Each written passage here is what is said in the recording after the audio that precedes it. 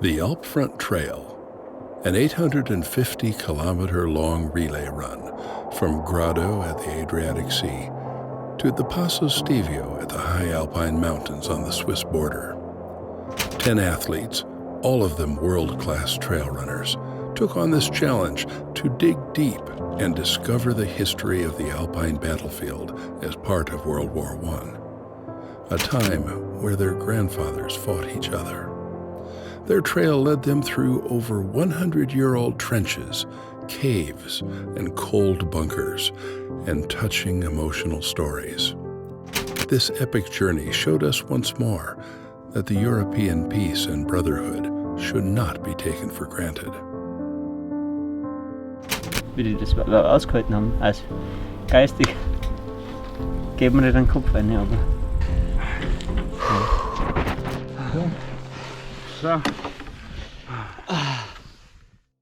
So it's the first day of the Alpfronttrail. We are here in Grado. We just came with the boat because the first war action here were also by battleship. So we kind of wanted to do the same. Yes! I make the lock button just in case. And yes, so the first two runners will start now and it's super exciting. Between 1915 and 1917, the Italians and Austro-Hungarians fought many bloody battles in this area. Hundreds of thousands of men lost their lives in trenches dug into bare rock. Tina, how are the feelings at 4:30 in the morning? Yes. Okay. Let's go! Jacket on again. I try to be the superhero, but I don't want to shit my pants. No. Perfect. Yeah. Do you want to go for another leg? No. Just in case. The team is formed by the best trail runners of Italy, Austria, and Germany. Starting in the early morning, always 2 athletes run a part of the course, while the others follow in 4 camper vans, their homes for the whole adventure. Jetzt glaube ich, sind wir in die Alpen angekommen. Snow isn't unusual in mid-October on this altitude, and so the team had to face a real alpine challenge by running the last sections of day 2.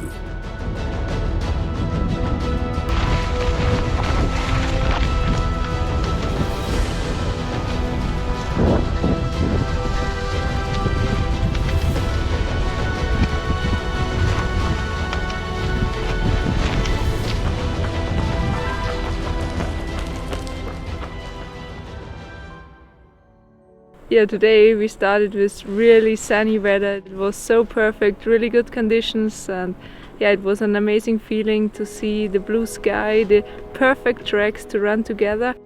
Despite all the other adversities the soldiers were suffering from, life in the mountains with limited shelter was demanding for mind and body.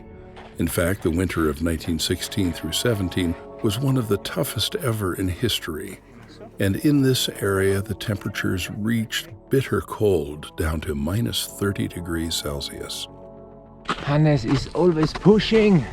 Yeah, a little bit of snow in it, but nice. While the runners faced a light crust of snow and already had problems moving, soldiers had to face heavy snowfalls up to 2 meters. Paths had to be cleaned by hand, without machines or electricity, always in the fear of being attacked by the enemy. Over 40,000 soldiers were only killed by avalanches. Der Winter 16, 17, wo der strengste Winter überhaupt, den die Leute gekannt haben. Very old. Yeah. When arriving at the Plukenpass, the team learned that here the Italian troops of Alpini tried to push northwards into Austria, but without success. Die hier oben da. Erstens einmal haben sich am Beginn des Krieges ja Freunde getroffen, ja. Man hat also müssen die Truppen austauschen, dass hier endlich der Krieg in Schwung kommt. Das ist ja fertig Hirn verbrannt. In this area, the war didn't bring any gain of territory for either of the troops. just bloody losses on each side. Meanwhile, the runners continued their journey to the famous Italian Dolomites. So today we had a quite easy and good day, I would say, because we have perfect weather and perfect views.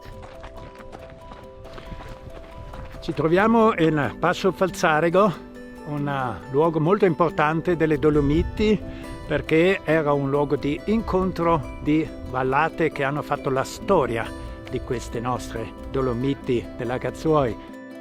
Sono stati più morti per le slavine, per le valanghe, che per il fuoco dei cannoni. Der weiße Tod chiamavano i nostri, la morte bianca. Questi piccoli uomini allora hanno scavato gallerie, fino a 1000 metri di gallerie con 400 metri di dislivello per arrivare da dentro la montagna alle postazioni austriache. You can imagine the work. It's crazy. Almost at the Falzarego Pass. The soldiers of the two armies fought and lived here in the mountains until the 1st of November 1917. After the bloody Battle of Caporetto, the Italian army was defeated and had to abandon the front line on the Dolomites. And Marco, we will start now easy, or you said? Yes, of course. Today's stage is from Passo Valles, where we started today in the morning, to Refugio Campomullo. Since May 1916, the Austro-Hungarian army tried to push southwards, and in autumn 1917 they attacked the Italian positions on the high plateau of Asiago to move towards Padua and Venice. But the Italians destroyed their bridges and slowed the advance down with heavy artillery. The offensive ended in the three famous battles of Piave. The athletes arrived in Lucerne. People of this village still speak Cimbrian, which is a medieval German language and pretty rare. Ja, guten Tage, wohl hinter's Luzern. Ich grüße alle bin ganz Herz. The team had planned their routes very carefully in advance, but had to modify it almost every day due to weather, closed tracks, too much snow, and other unpredictable problems. On day 6, heavy rain rolled in. The temperatures dropped rapidly, but that did not stop them from reaching the final destination, Garda. They could take a hot shower, change clothes, eat really well, and warm up again. But how must the soldiers have felt 100 years ago? This is our 7th day on the Alpfronttrail. So, Tom and me started now in river. Due to the heavy snowfalls in the past days, they had to adapt the route slightly, but the team made it to Passo Tonale. There, the athletes found a monument in memoriam of the fallen soldiers, and a reminder how cruel and useless war is. After 7 days of running along the historic places, the legs were exhausted and the minds shocked from the dark stories they discovered. But feeling the team spirit and the privilege that nowadays we have the possibilities to share such strong experiences together with friends was just mind-blowing. What a privilege we have. Yeah, it's super cold, but well, I'm running with Dani, so I expect it will take like a minute. I'm gonna be super hot.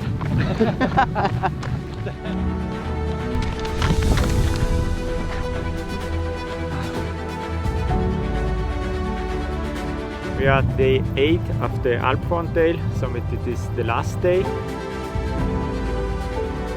Home we take a stop at a little hut of Marco's father. Facevano le calze, i pantaloni, le scarpe, tutto, vedi ci sono le misure. And Jakob, our Austrian athlete, is cooking a typical Kaiserschmarrn. And the journey ended as it had begun. Everyone pushed hard at the final kilometers up to Passo dello Stevio, where the former front line ended at the neutral Swiss territory, and also marked the end of our trip. A little bit cold, but really fine. After the war, the historical Tyrol was divided, and the border between Austria and Italy was redrawn. East and North Tyrol remained as a part of Austria, while South Tyrol and Trentino became part of Italy. The aim of the Alpfronttrail run is to celebrate Europe's unity and freedom, and to observe the historical tragedy of division and rigid nationalism. By running this line of separation, the athletes seek to remind all of us of the importance of unity in Europe's shared cultural heritage. We take this for granted at our own peril.